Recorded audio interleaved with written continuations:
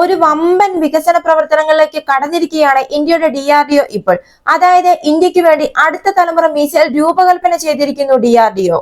Indian നാവികസേനയ്ക്കായി naval antiship missile medium range വികസിപ്പിച്ചെടുക്കുകയാണ് ഇന്ത്യയുടെ പ്രതിരോധ ഗവേഷണ സംഘടനയായ DRDO ഇപ്പോൾ. കാലപ്പഴക്കം ചെന്ന മിസൈൽ സംവിധാനങ്ങൾ മാറ്റിയും അത്യാധുനിക സാങ്കേതിക വിദ്യയും ആയുധശേഖരത്തിൽ ഉൾപ്പെടുത്തി നാവികസേനയുടെ കഴിവുകൾ വർദ്ധിപ്പിക്കുന്നതിനാണ് ഈ അടുത്ത തലമുറ മിസൈൽ രൂപകൽപ്പന ചെയ്തിരിക്കുന്നത്. ഇന്ത്യയുടെ നാവിക പ്രതിരോധ തന്ത്രത്തെ പുനർരൂപകൽപ്പന ചെയ്യാൻ ശേഷിയുള്ള കപ്പൽ വിരുദ്ധ യുദ്ധത്തിൽ ഒരു സുപ്രധാന കുതിച്ചുചാട്ടത്തെയാണ് NASM-MR പ്രതിനിധീകരിക്കുന്നത്.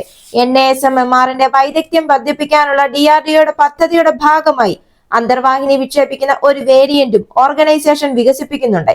ഈ പതിപ്പ് ടോർപിഡോ ട്യൂബുകളിൽ നിന്ന് വിക്ഷേപിക്കുന്നതിനായി പരിഷ്കരിക്കും. ഇത് ഇന്ത്യയുടെ അന്തർവാഹിനികളെ ഉപരിതലത്തിൽ വരാതെ തന്നെ ശത്രു കപ്പലുകളെ ആക്രമിക്കാൻ സാധിക്കും. ഇത് കാര്യമായ തന്ത്രപരമായ നേട്ടമാണ് ഇന്ത്യൻ നാവികസേനയ്ക്ക് നൽകുന്നത്.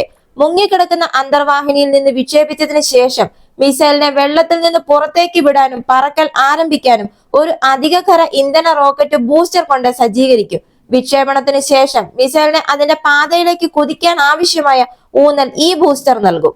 ഇപ്പോൾ ഈ NASM-MRന്റെ പ്രാഥമിക റോളുകൾ ഒന്നെന്ന് പറയുന്നത് നിലവിൽ സർവീസ് നടത്തുന്ന എക്സോസെറ്റ് SM-39 കപ്പൽ വേദ മിസൈലുകളെ ഇന്ത്യൻ നാവികസേനയുടെ കൽവരി ക്ലാസ് അന്തർവാഹിനികൾ ഉപയോഗിച്ച് മാറ്റി സ്ഥാപിക്കുക എന്നതാണ്. പ്രൊജക്ട് 75ന്റെ ഭാഗമായ ഈ ഡീസൽ ഇലക്ട്രിക് ആക്രമണ അന്തർവാഹിനികളിൽ പതിറ്റാണ്ടുകളായി സേവനത്തിലുള്ള ഫ്രഞ്ച് നിർമ്മിത കപ്പൽ വിരുദ്ധ സംവിധാനമായ എക്സോസെറ്റ് SM-39 മിസൈലാണുള്ളത്. അതുപോലെ തന്നെ വരും വർഷങ്ങളിൽ ഇന്ത്യൻ നാവികസേനയിൽ ചേരാൻ പോകുന്ന പ്രൊജക്ട് 75I അന്തർവാഹിനികളിലും NASM-MR സംയോജിപ്പിക്കും.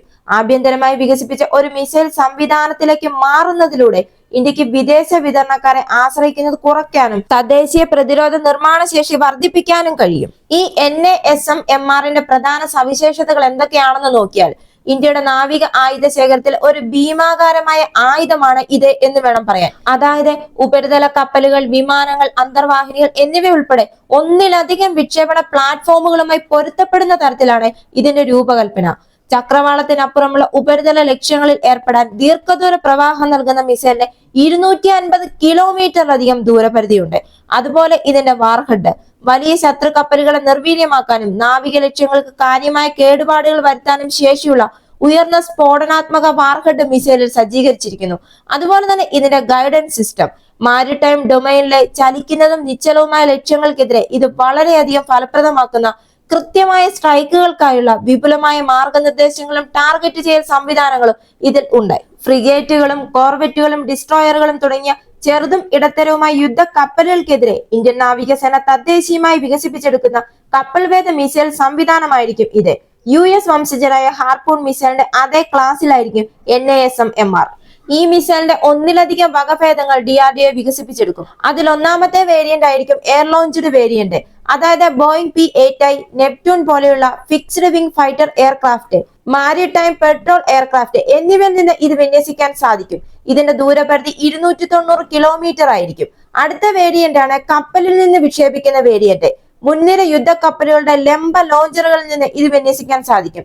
ഇതിൽ ഒരു അധിക ഖര ഇന്ധന റോക്കറ്റ് ബൂസ്റ്റർ ഉണ്ടാകും. ഇതിന്റെ പരിധി 350 കിലോമീറ്റർ ആയിരിക്കും. അടുത്ത വേരിയന്റ് ആണ് അന്തർവാഹിനികളിൽ നിന്ന് വിക്ഷേപിക്കാവുന്ന വേരിയന്റ്. ഇതിന്റെ ദൂരപരിധി 100 കിലോമീറ്റർ ആയിരിക്കും. അതായത് ഇതിലും ഒരു അധിക ഖര ഇന്ധന റോക്കറ്റ് ബൂസ്റ്റർ ഉണ്ടാവും. ഇന്ത്യയുടെ പ്രതിരോധ മേഖലയ്ക്ക് ഒരു വമ്പൻ നേട്ടമായിരിക്കും ഈ അടുത്ത തലമുറ മിസൈൽ. ഈ വീഡിയോ നിങ്ങൾക്ക് ഇഷ്ടമായെങ്കിൽ മറക്കാതെ തന്നെ ഈ ചാനൽ ഒന്ന് സബ്സ്ക്രൈബ് ചെയ്യുക, ഒരു ലൈക്ക് തരിക, നിങ്ങളുടെ അഭിപ്രായങ്ങൾ കമന്റ് ചെയ്യുക. അടുത്ത വീഡിയോയുമായി വീണ്ടും കാണാം.